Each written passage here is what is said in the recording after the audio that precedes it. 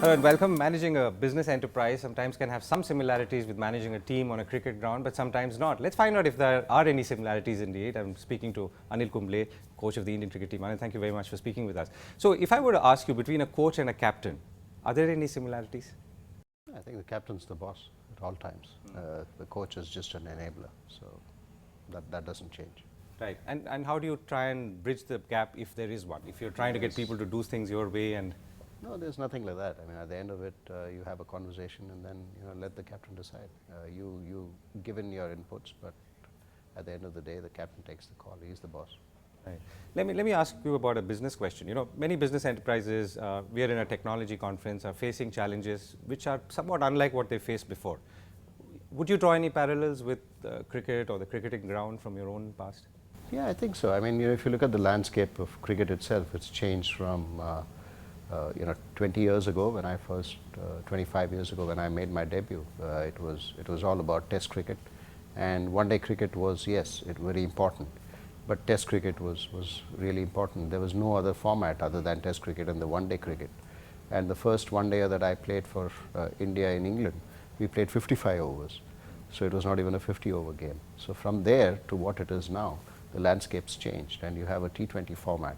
So yeah, it's very similar where people are finding it difficult. There have been layoffs, and even in cricket, you have probably more clarity and distinct separation between now a Test player and then a T20 player. So yeah, there are challenges that you meet, right? And that's how I think the one-day example is a good one, right? So how do you transition? So is it more of a physical challenge or a mental challenge or both? No, I think it's also skill. It's not just about physical and mental challenge. Test cricket is all about not just skill but also mental, whereas in the shorter format, it's all about skill and being fearless and then trying to do what you can within the limited period of time that you have.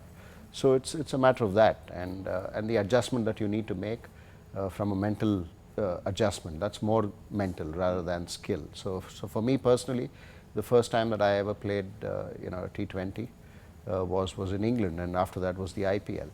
I had retired from playing cricket for India. So for me, the shift from bowling only 4 overs, wherein it probably took me 4 overs to warm up. And here you were, trying to change mentally to think that you need to bowl 4 overs in 4 different spells. That was the change that you need to make, and that took a little bit of time. Some people make the change, some people don't.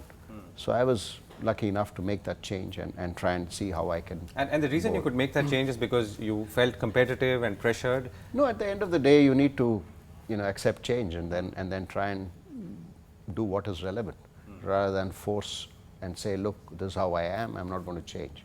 And that's exactly what is happening in everywhere. I mean, technology coming in, you have to accept that and then try and be one up and try and adjust and then enable yourself to use that to your advantage. Right. So how do you motivate yourself? So the first part is accepting change, and the second part is going out and competing because someone is really shot ahead of you. So how do you motivate yourself to do that? No, you need to. I mean, it's again, trying to be innovative within your limits, whatever you can.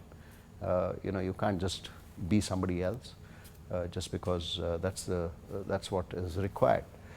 So today we are talking about the game where you need different skills, and maybe 5 years, 10 years down the line, you could probably be needing players who are ambidextrous. Somebody who can bat. Already right-handed batsmen are playing the reverse sweep so comfortably now, and the left-handed batsman as well playing the right-handed sweep shot as a reverse sweep. So you may need a bowler who will probably be ambidextrous as well. So that's the kind of probably change that you would want to see 5 or 10 years down the line, or even earlier. So those are the changes that you will have to adapt, and that's something that is a constant thing that keeps happening. So there's one situation where you're actually seeing something happen or change, and then you are the one who's adapting. How do you lead that process if you want to, or can you? No, you can. I mean, at the end of it, whether that change is relevant. Sometimes those changes you just need to ignore some of it. Just because it's working for somebody else doesn't necessarily mean that it works for you. So you need to figure out what works for you. And in that situation, if what works for you is actually doing the job, then you don't need to be something different. Right. But could you also be the change creator, the trendsetter? Yeah, you can be. You can be trendsetter. What does it take? But I think it takes a lot of guts. It takes a lot of data to back that yes, this is a change that I'm going to see, and then acceptance that, and the backing that okay, you can go ahead and make that change. But have you done that in your own career, where you've done something which was perhaps not? No, in my career, I used up the skills that I used to have with bowling with a tennis ball, bringing that into cricket, into my own skills. So that certainly helped. Developing a googly, which was very different to how a normal leg spinner would bowl. So that's something that certainly helped me get a lot more wickets.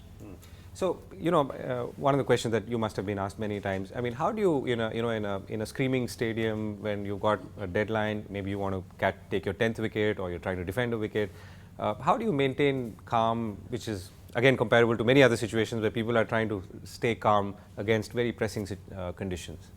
No, you can't replicate that at practice, but what you can certainly replicate at practice is the way you play in a match. The practice that you do day in, day out, is extremely critical as to how you're going to practice. It just can't be, going through the motions. You have to put yourself under a competitive environment in your own mind, and then so you have to imagine a screaming stadium. Not necessarily a screaming stadium, but then you need to imagine those situations, and you need to put yourself in those conditions and try and come up trumps in a practice situation. And that is important. And once you're repeating that, then it doesn't really matter where you're trying to achieve that, whether it's a screaming stadium, whether it's the last ball, whether it's the first ball, or whether it's a stadium without anyone, and you're still competing with an opposition batsman. So it's all about practicing what you go out there and play, and if you've done that day in, day out, then it becomes a lot easier. Right. So last question: if Indian cricket team looking ahead, I mean, obviously we've had a good run in the recent past. What do we need to do to make sure that we stay focused on the path? Don't continue what the benchmarks that we have set. I mean, I've kept repeating that we need to look at what we can do and not worry about the opposition.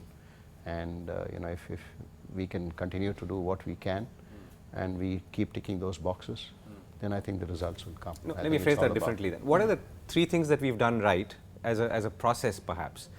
It's not just, let's say, a few talented sportsmen playing well. Did we get something right on a broader? I think the contribution from not just the top order, but the middle order and the lower order as well. So that's something that you've always needed in a champion team. The lower order contribution has been something brilliant if you look at, and then the skills of the bowlers. We've been able to take 20 wickets in every test match, and that's something that no matter who's playing, it's always been everyone putting their hand up, whether it's the fast bowlers contributing in Indian conditions or the spinners contributing in foreign conditions. I think that's been. So would that be the formula for a winning team? I mean, where I think everyone has to contribute. It just can't be the brilliance of one or two individuals. I mean, we have seen some brilliance over the last 1 year, but those brilliances are needed. But at the same time, it's also important that every member of the team contributes. And that applies to all teams across the board. Thank you so much for speaking with us. Thank you so much.